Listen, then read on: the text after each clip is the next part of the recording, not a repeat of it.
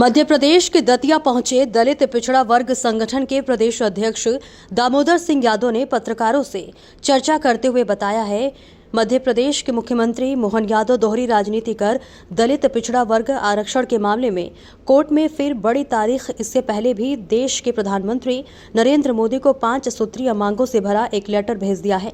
यदि मोहन यादव पिछड़ा वर्ग आरक्षण को लागू नहीं करवाते हैं तो मुख्यमंत्री आवास का करेंगे घेराव, जिसमें दलित पिछड़ा वर्ग के 1 लाख से ज्यादा कार्यकर्ता पहुंचेंगे। दामोदर यादव ने कहा, 27% आरक्षण की बात करने वाले मुख्यमंत्री मोहन यादव ने जब आरक्षण का समर्थन किया तो हमने इस फैसले का स्वागत किया, लेकिन कुछ मनुवादी ब्राह्मणों के द्वारा बाबाओं के द्वारा विरोध किया गया, जिसके कारण कोर्ट में तारीख बढ़ाई गई है और दामोदर यादव ओबीसी आरक्षण के लिए लड़ाई लड़ता रहेगा। देखिए दतिया से कमलेश साहू की खास रिपोर्ट।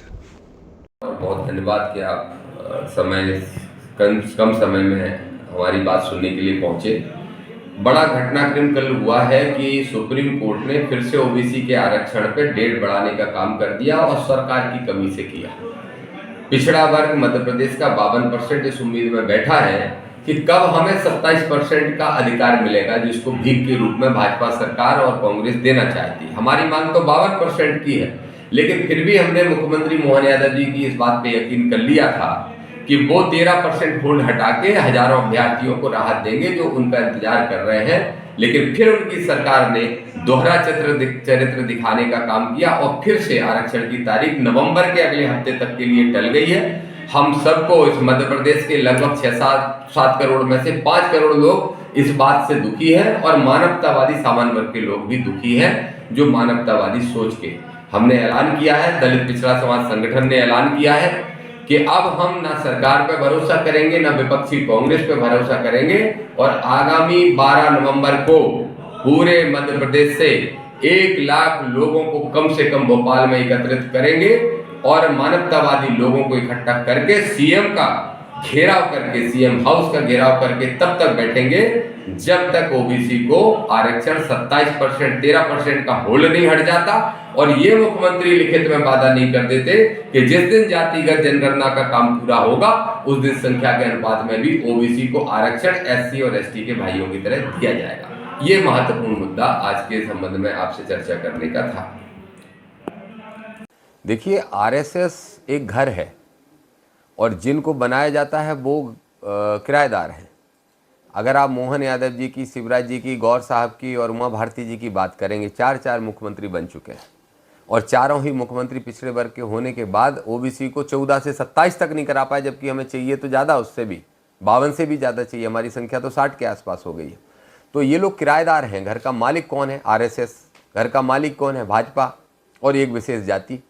तो जब वो मालिक हैं तो उनके इशारों पर नाचना पड़ेगा। तुम्हारा चेहरा तो मुखौटा दिखाने के लिए है।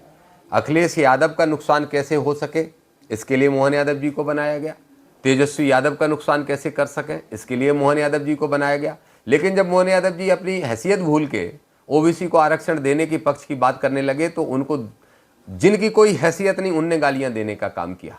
और मैं तो पूछता हूं आपके माध्यम से कि बताओ, अखिलेश यादव जी को और तेजस्वी का तो मोहन जी आप नुकसान करने जा रहे थे, लेकिन क्या आपके पास इसका उत्तर है कि योगी में और आप में क्या फ़र्क है? उत्तर प्रदेश का मुख्यमंत्री, अगर उसके खिलाफ ऐसी बयानबाजी हुई होती, सोशल मीडिया पे कमेंट हुए होते, तो अभी 25 तो जेल में बंद होते, 14 के जुलूस निकल चुके होते, 1-2 का इनकाउंटर भी हो चुका होता, जिसको मैं सही नहीं मानता। तो क्यों योगी इतना ताकतवर है और क्यों मोहन यादव ताकतवर नहीं है? ये जाति का फ़र्क है। ये जाति का फ़र्क है और जाति का फ़र्क यही कहता है कि तुम्हारी हैसियत यहाँ पे सिर्फ एक किराएदार की है, मालिक बन के तुम नहीं बैठ सकते। मैं समझता हूं कि इस देश के अंदर मानवता, दुनिया के अंदर मानवता से बड़ा कोई धर्म नहीं होना चाहिए और अगर कोई धर्म मानवतावादी है, कोई ईश्वर मानवतावादी है तो मैं उसको दिल से स्वीकार करता हूं, पूरा सम्मान करता हूं। कोई जाति मानवतावादी है तो उससे स्वीकार करता हूं। मैं ये मानता हूं कि इस देश के अंदर जब भी हक और अधिकार की बात होती है तब धर्म को आगे लाया जाता है। अगर आपको याद हो, मंडल कमीशन की रिपोर्ट जब लागू करने का विषय आया, जब ओबीसी को आरक्षण देने का विषय आया, तब कमंडल की राजनीति शुरू हुई। अडवाणी जी ने शुरू की, विश्व हिंदू परिषद ने शुरू की। जब उन्होंने देखा कि पिछड़ा वर्ग का आदमी, सबसे पहले तो जब आरक्षण लागू हुआ पिछड़ा वर्ग के लिए, तो सबसे पहले पिछड़ा वर्ग का आरक्षण का विरोध पिछड़ा वर्ग के ही लोग कर रहे थे। जुलूस निकाल तो रहे थे नॉन पिछड़ा वर्ग के लोग, सामान्य वर्ग के लोग, लेकिन उसमें भीड़ के रूप में पिछड़ा वर्ग शामिल था। जब शरद यादव जी जैसे लोगों ने और बहुत सारे नेताओं ने, सुखलाल कुशवाहा तो उस समय नौजवान नेता थे, उनने भी प्रयास किया, ऐसे बहुत सारे नेताओं ने प्रयास किया, कांसीराम साहब ने प्रयास किया, और जब उस लालू प्रसाद यादव ने प्रयास किया, नीतीश कुमार ने प्रयास किया, ऐसे बहुत नेताओं ने किया। और जब पिछड़े वर्ग के लोग जागरूक होने लगे और उन्होंने भीड़ उस जुलूस से कम होके आरक्षण समर्थन के जुलूस में बढ़ने लगी, तब चिंता हुई मनुवादियों को। उनको लगा कि अब अगर ये जाग गया तो फिर क्या हो जाएगा, इनको हक देना पड़ेगा। तब उन्होंने कमंडल की राजनीति मंडल के विरोध में चालू की। पर्ची वाले बाबा जो है छतरपुर का, वो भारतीय जनता पार्टी का एजेंट है। उसका जो गुरु है वो भी भारतीय जनता पार्टी का एजेंट है।